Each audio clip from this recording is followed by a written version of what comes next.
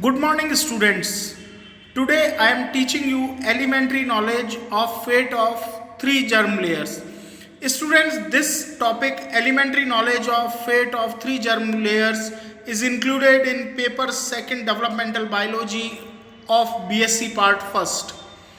Students, transformation of blastula or blastocyst into gastrula is called gastrulation. Such movement of cells is called morphogenetic movements. Gastrulation results in the formation of three germ layers: ectoderm, mesoderm, and endoderm. Each germ layer gives rise to specific tissues, organs, and organ systems.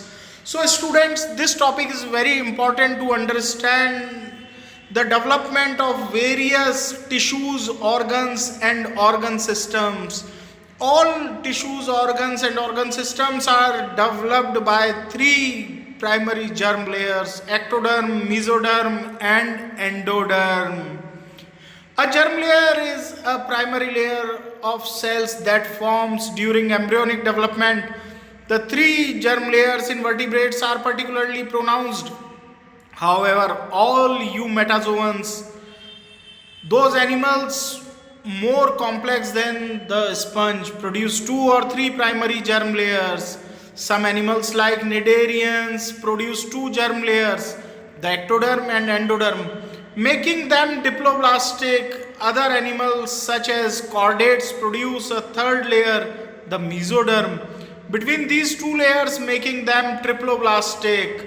Germ layers eventually give rise to all of an animal's tissues and organs through the process of organogenesis. So, by the process of organogenesis, all organs are developed. Students, Caspar Friedrich Wolff observed organization of the early embryo in leaf-like layers in 1817. Hans Christian Pander discovered three primordial germ layers while studying chick embryos between 1850 and 1855. Robert Remarque had further refined the germ cell layer concept, stating that the external, internal, and middle layers form respectively the epidermis, the gut, and the intervening musculature and vasculature. The term mesoderm was introduced into English by Huxley in 1871 and ectoderm and endoderm by Langston in 1873. So, a student, among animals, sponges show the simplest organization, having a simple germ layer, although they have differentiated cells. Example, collar cells. They lack true tissues coordination. Diploblastic animals, Cnidaria and Ctenophora, show an increase in complexity, having two germ layers, the endoderm and ectoderm. Diploblastic animals are organized into recognizable tissues. All higher animals, from flatworm to humans, are triploblastic. So they possess all three primary germ layers: ectoderm, mesoderm, and endoderm. Possessing a mesoderm in addition to the germ layers found in diploblasts. Triploblastic animals develop recognizable organs. So, students, fertilization leads to the formation of a zygote. During the next stage, cleavage, mitotic cell divisions transform the zygote into a hollow ball of cells, is called a blastula. This early embryonic form undergoes gastrulation, forming a gastrula with either two or three layers, the germ layers in all vertebrates. These progenitor cells differentiate into all adult tissues and organs. In the human embryo, after about 3 days, the zygote forms a solid mass of cells by mitotic division called morula. So, morula is a solid mass of cells developed by mitotic divisions. This then changes to a blastocyst consisting of an outer layer called a trophoblast and an inner cell mass called the embryoblast filled with uterine fluid. The blastocyst breaks out of the zona pellucida and undergoes implantation. The inner cell mass initially has two layers, the hypoblast and epiblast. At the end of the second week, primitive streak appears. The epiblast in this region moves towards the primitive streak, dives down into it, and forms a new layer called the endoderm, pushing the hypoblast out of the way. This goes on to form the amnion. The epiblast keeps moving and forms a second layer, the mesoderm. The top layer is now called ectoderm. So all the three layers are now developed: ectoderm, mesoderm and ectoderm. So students, now we are going to study all the three germ layers separately. First germ layer is endoderm, which is the innermost layer. The endoderm is one of the germ layers formed during animal embryonic development. Cells migrated inward along the archenteron, form the inner layer of the gastrula, which develops into the endoderm. The endoderm consists at first of flattened cell which subsequently become a columnar. It forms the epithelial lining of the whole of the digestive tract except part of the mouth and pharynx and the terminal part of the rectum, which are lined by involutions of the ectoderm.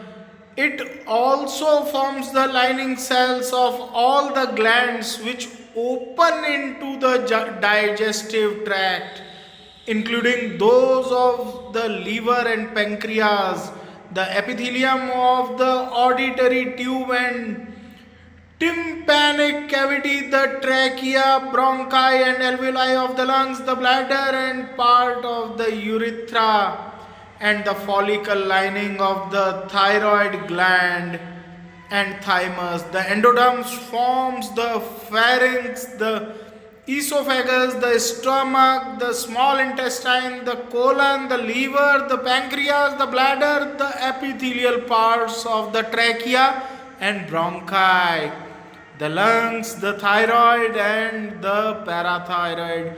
So in the next slide, students, you can see what organs developed from endoderm: lung cell, thyroid cell, pancreatic cell and many other organs and cells.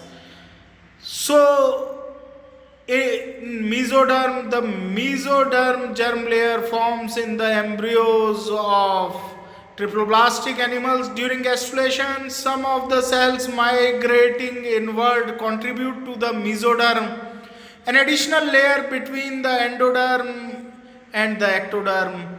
The formation of a mesoderm leads to the development of a coelom. Organs formed inside a coelom can freely move, grow and develop independently of the body from shocks.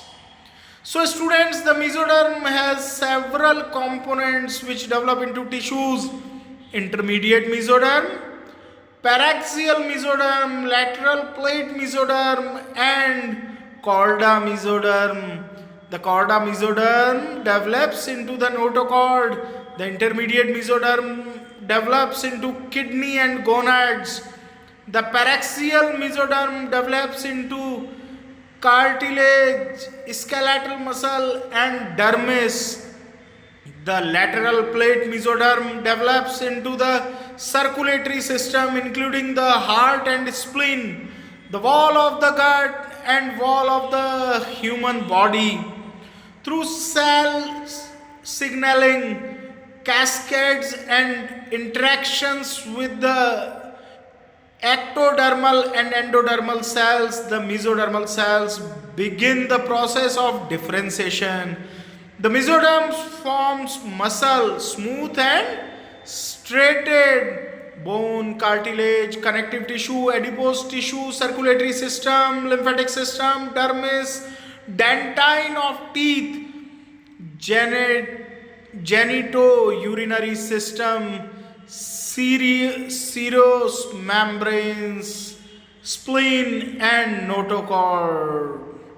So students, in the next slide you can easily see that what cells develop from mesoderm: cardiac muscle, skeletal muscle cells, tubule cells of kidney, red blood cells, smooth muscle in gut, and many other cells and tissues. By the ectoderm generates the outer layer of the embryo and it forms from the embryo's epiblast.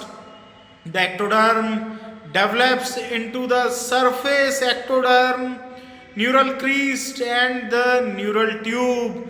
The surface ectoderm develops into epidermis, hair, nails, lens of the eye, sebaceous gland, cornea, tooth enamel, the epithelium of the mouth and nose. The neural crest of the ectoderm develops into peripheral nervous system, adrenal medulla, melanocytes, facial cartilage. The neural tube of the ectoderm develops into brain, spinal cord, posterior pituitary, motor neurons, retina. Special note students, the anterior pituitary develops from the ectodermal tissue of Rathke's pouch. So students, in this next slide you can easily identify that epidermis, skin cells, neurons of brain, pigment cells and many other cells are developed from ectoderm, which is the external layer. And students, now the last topic is neural crest.